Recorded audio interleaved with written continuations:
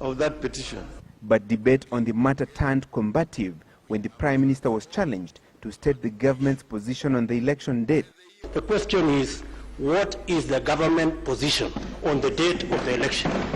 Not your opinion, not anybody's opinion. Mr. Speaker, I have a right to answer the question the way I want to answer it.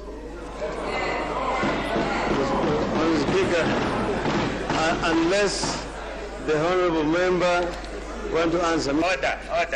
You have put on record a very dangerous statement.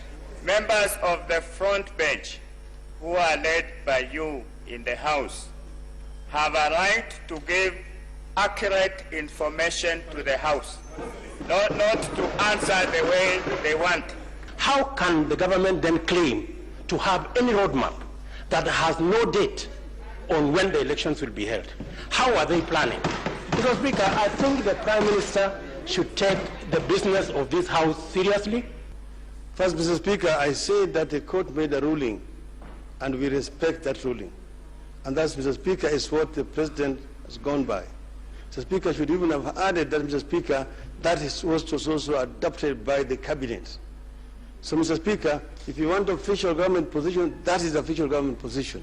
With the election date matter dealt with, the question of ethnic mobilization ahead of the forthcoming polls raised even more political dust. I want the Prime Minister to confirm to the nation that he is the father and the architect of ethnic balkanization and mobilization in this country, starting with the region that he comes from 15 years ago. Is it in order for the Honorable Duale, in a bid to ask the Prime Minister a question, to cast aspersions on the character and personality of the Prime Minister by saying that is the architect? Order, member for question. Order. We merely ask a question, which is entitled to. Order, member for Kwasi. If I were to be an architect of ethnic balkanization, I would never see the floor of this House. I will never be elected, Mr. Speaker, on the basis of the vote from one ethnic community in the constituency that I represent. Mr. Speaker, when others go and assemble in Eldoret and say, you are a Kamatusa or Kamatusi, and that you are our leader, Mr. Speaker, they are beating ethnic drums, Mr. Speaker. The ethnic mobilization row gave way to yet another contentious issue, discipline in the management and membership of political parties. The Prime Minister maintained that political parties should be driven by ideologies and not tribal affiliation. I do not know whether the Prime Minister was listening to himself,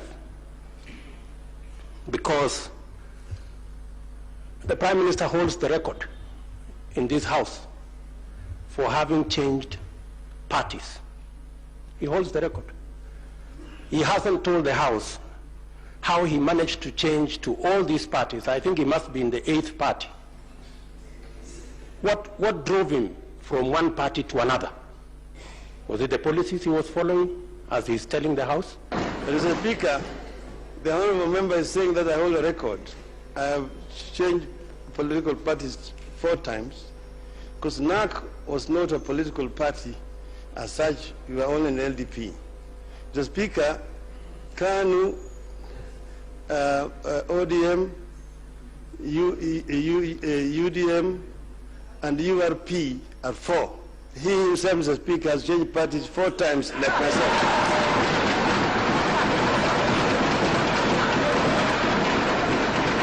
The climax of the political showdown was the Kolomani MP Dr. Boni Halwale's cheeky attempt to question the authenticity of Prime Minister Raila Odinga's latest honorary degree. Mr. Speaker, can the Prime Minister tell us what instrument the government is going to put in place to ensure that some of these certificates, diplomas, degrees that people are scrambling for, some which will obviously be fake, will receive sufficient authentication so that people with fake documents do not sneak into leadership in the country? Mr. Speaker, well, I don't know where the honourable member is coming from, but Mr. Speaker, I was recently awarded a honorary doctorate degree by the Florida Agricultural and Mechanical University. but I'm also a holder of a Master of Science degree in Mechanical Engineering. The showdown was yet another reminder to Kenyans of the high voltage politics expected as the race to succeed President Mwai Kibaki gathers momentum. Francis Gashuri, Citizen Live at 9.